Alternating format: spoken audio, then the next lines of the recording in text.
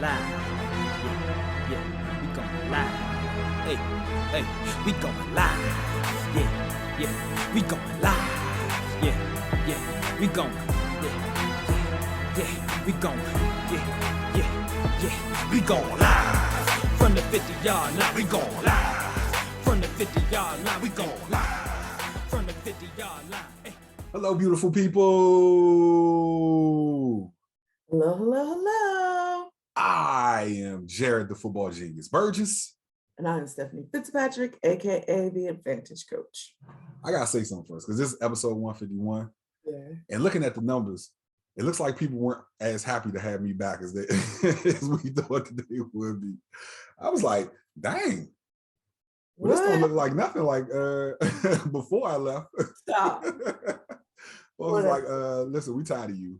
No. Nah, I'm just picking. No, they were missing you. That's why the numbers dipped. That's I think one of the things that I got to get back on is just the social media part.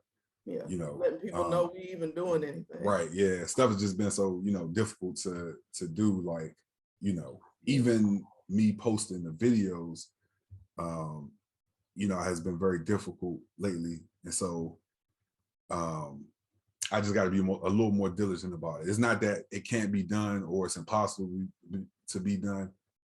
I just got to set aside the time and be diligent about it. You know what I'm saying? Like my time and what I'm using it on. So, all right, y'all, we fully back, and I'm about to get back at it. So, appreciate you guys who listened last week and welcome me back. And for those of you who didn't know I was back, or only know about what we do, and through social media, we about to be back on it. Y'all heard it. I didn't say a word. But this is episode 151. Yeah. And we're gonna dive right into this who's really right, because I'm interested in talking about this one. Okay. This is one of those ones where you know how we have certain who's really rights where it's like, well, I can kind of argue either side of this because I can see that there are definitely pros and cons. Mm-hmm. For me, this is one of those. But I'm leaning heavily to one side, and so yeah, you are. And I don't have it like this. I'm right. Like I'm leaning heavily to one side, and I think this is a good topic because while we've seen this before, we haven't seen it as often. And I think, early. Or this early, right? And I think the way that you're going to explain it is going to provide a little bit of context around it. So without further ado, who's really right is Kyler Murray is forcing the Cardinals' hand on a new contract. He wants his contract extension 2 years before his rookie deal is up. Now, what you usually see is folks going into their last year and them getting their contract extension before the last year of their rookie deal begins. Mm-hmm. He's asking for it 2 years before it begins. And so, do you think this is a good move or a bad move on Kyler Murray's behalf? I think this is not a smart move, Kyler. And I'll tell you why. A couple of reasons. First one is the obvious is right now there is a pool of highly qualified quarterbacks who are floating around on the free agency markets. Mm-hmm. And so you are like, it's like, I don't play poker, but I imagine it's like showing your hand before it's time. You know what I mean? Yeah. Like, I feel like this is premature and it, for that reason. But the bigger part of this for me is Kyler Murray I will not take away from his talent on the field. Mm-hmm. He is the exception that you see. He was like Drew Brees was an exception. Mm-hmm. Kind of a shorter quarterback that can still, get the ball down the field. He's very fast, clearly. I mean, he adds an element that Drew Brees didn't have in his legs, right? Mm-hmm. But I'm just saying that the fact that he's kind of a shorter quarterback and all this kind of stuff, and he overcame all of that to still make it to the NFL and go and do very well, because they made it pretty far, right? They've done pretty well with him. Right. But there are some, I don't even want to call them intangibles, but I'll say that word, the intangibles that I think that are missing. Mm-hmm. He appears not to be a very sociable person. Mm-hmm. And so for that reason, and no knock on him, he could just be extremely introverted, and that's just him. But it's kind of hard to be a leader on a team when you're not vocal or social, or at least engaging with the people that you play with. He doesn't seem very engaging with his teammates to me. Mm-hmm. And I feel like the greats figure out a way to make that happen. Yeah. They're not just going to do their job, going home, and then coming back the next day. They're not just watch what I do, don't listen to me, or don't pay attention to me, or I don't have anything to say. They're doing the work, they're showing it, and they're being engaging with those people, because they know I need them just as much as they need me. Yeah. And I'm not seeing, so there are components of being a quarterback that can come to the table 2 years early Mm-hmm. and ask for your rookie contract to be extended, that I'm not seeing out of Kyler Murray right now. And so I feel like sometimes when these guys make it to the professional level, it's the mindset that I've made it and I don't have to do anything else to be better. Mm-hmm.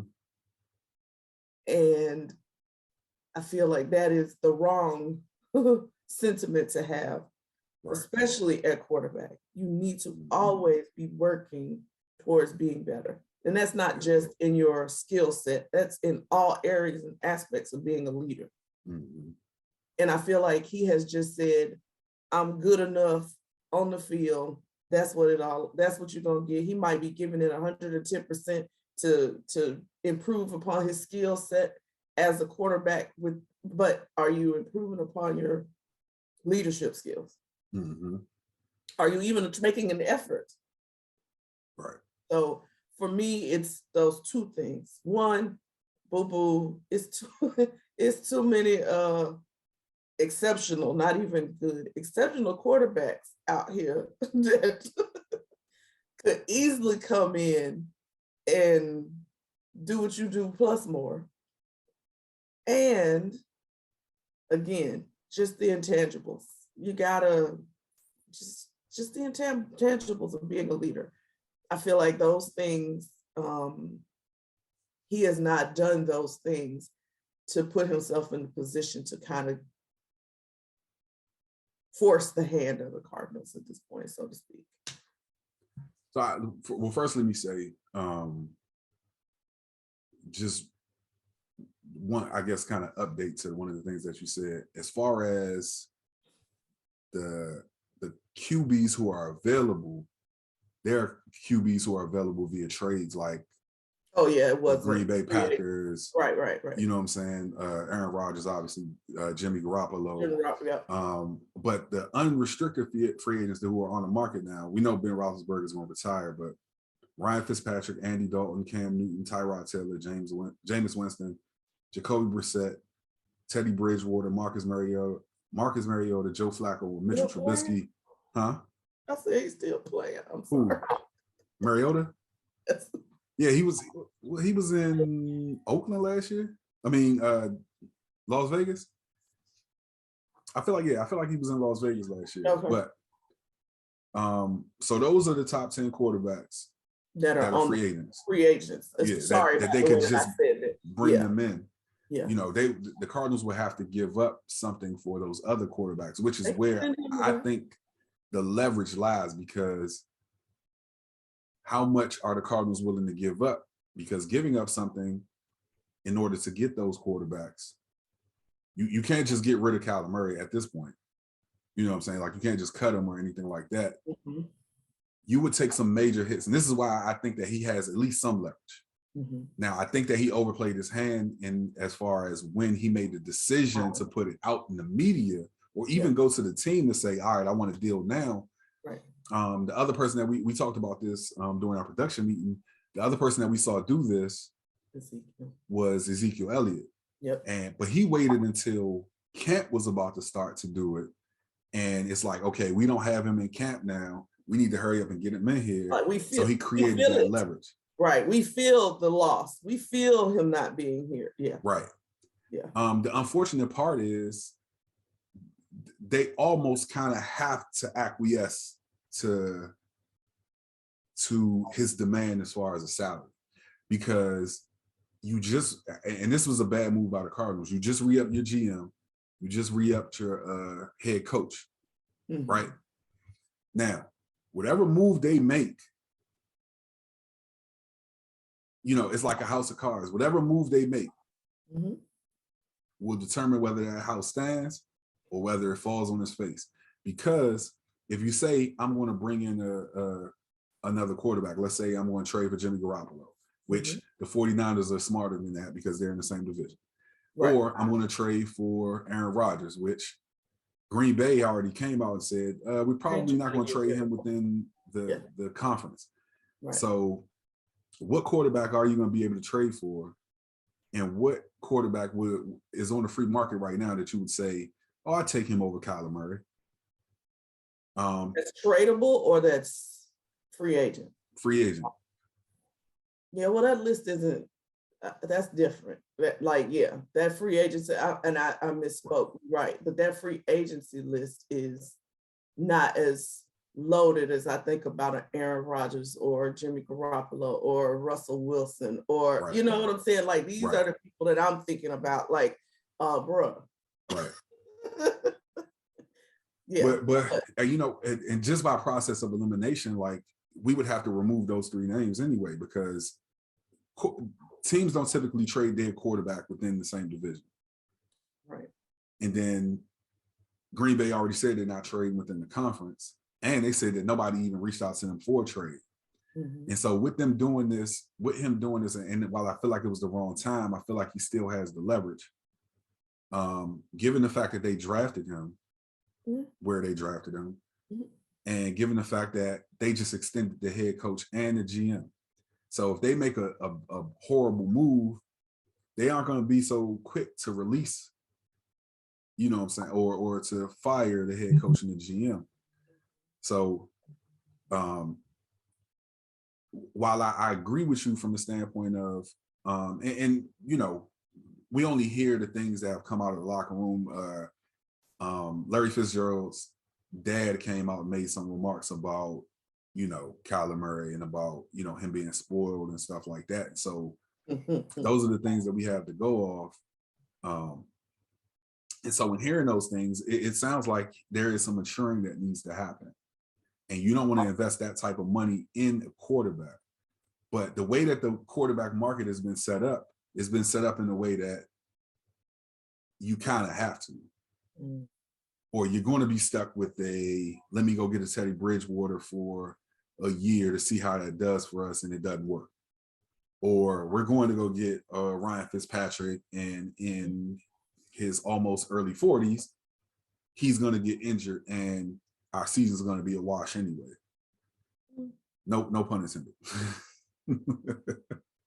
So I think that the timing was bad, but I think he still has the leverage, and I think it was kind of a good move because, and you said this while we were on the phone, you said that he's a smaller quarterback, you know what I'm saying, and he's gotten injured.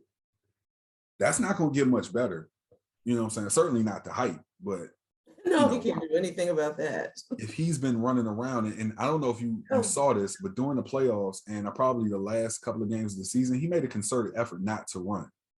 And so it tells me that this has kind of been a thing for a minute. He's like, I'm not trying to get injured. Right. Much like RG3 did after his injury. After he really got hurt. I want y'all to make me into a pocket quarterback. I need to elongate my career. Right. And so I can't just keep running around here getting popped. And I get it. Right. Yeah. So I think it was a good move. Oh no. We'll agree to disagree. Yeah, I ain't swaying you. I'm not. No, I don't know about that one. Yeah, so y'all let us know, because Yeah. Who's really right? Who's really right? Now put the cameras on me. Put the cameras on me. Put the cameras on me. Put the cameras on me. Put the cameras on me. Put the cameras on me. Put the cameras on me.